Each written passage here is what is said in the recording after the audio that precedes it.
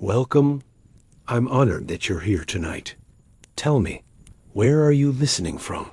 And what time is it where you are? I read every comment, and your presence means more than you know. Tonight, we travel quietly to a place of rivers and green shadows, to the heart of the rainforest, where steam hangs low and the canopy keeps its own secrets.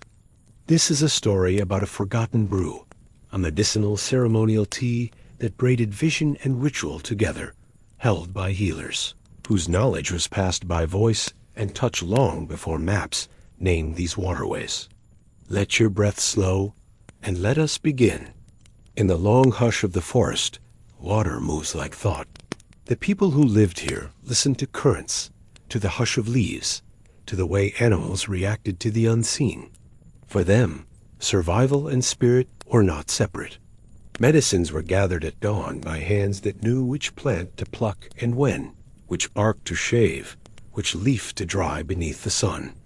Among these remedies was a brew rare and sacred, a concoction designed not for pleasure, but for healing, for guidance, for crossing the thin place between waking and the deeper knowing the elders trusted. This brew was never a casual drink. It was a ritual, slow to prepare, slower to take effect. The healer moved with patience. Fire tended low, vines and roots added one by one, breath counted between gestures. The smoke that rose was part of the prayer. Those who drank were guided by chant and by song, by a circle of witnesses, never alone. In these ceremonies, vision was not an escape but a tool. A healer might ask the spirit of the river or the forest for answers about illness, about drought, about a path to mend a wounded child's body. The visions, when they came, were read like weather, signs to be interpreted, not spectacles to be sought. We must tread respectfully with language. The word psychedelic is modern, a late arrival to describe an ancient kind of seeing. The people of the rainforest did not call their medicine by our scientific categories. They understood effects through story and practice. A deep dreaming that revealed where disease lived, a letting go of fear so that a wound might be seen and tended. The brew's power lay in context. Who made it, why it was taken, the words that wrapped it, and the intention held by those present. It is tempting, in our age of laboratory bottles and quick headlines, to reduce this to chemistry alone. But deep in the green, the brew was culture as much as compound. Night fell differently in those ceremonies. Time uncoiled. An elder might sing a name, and the past would fold toward the present, the lineage of the sickness, the hidden anger of a neighbor, a child's lost sleep, all revealed in symbols. To a modern ear, this can sound uncanny. Yet for the people there, it was practical. The healer's insight changed the way a family fed a patient, the herbs they used, the places they avoided. Sometimes the vision revealed a spiritual imbalance that required an apology, a gift, or the return of something taken without respect. The remedy was social as well as physical. Stories of such practices reached the seafarers and chroniclers, who later mapped the coasts. But often they misunderstood or dismissed what they could not place inside their own worldviews. The knowledge remained rooted in the communities that carried it.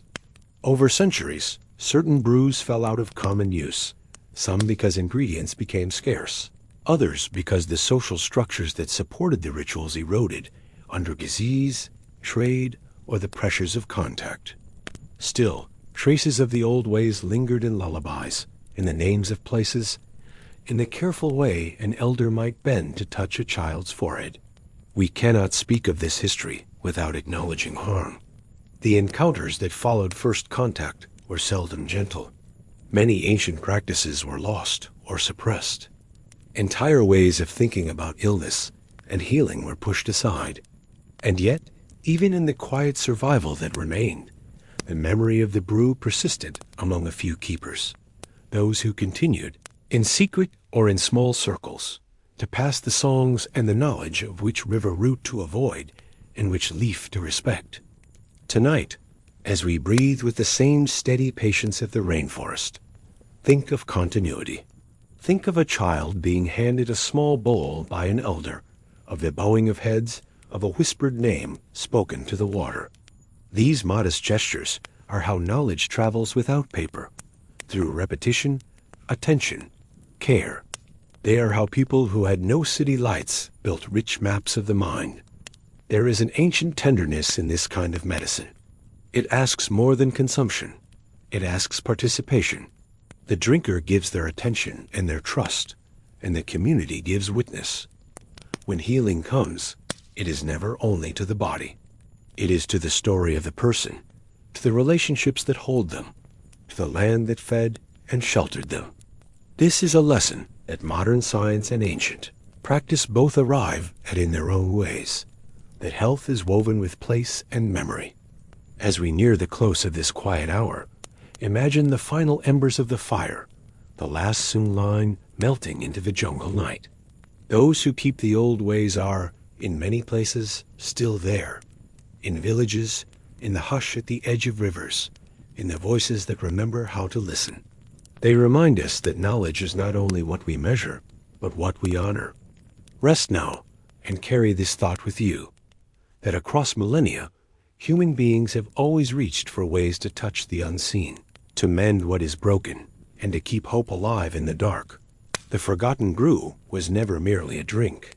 It was a small, luminous bridge between the known and the mysterious, an offering to the river, a lesson for the living, a careful step toward healing.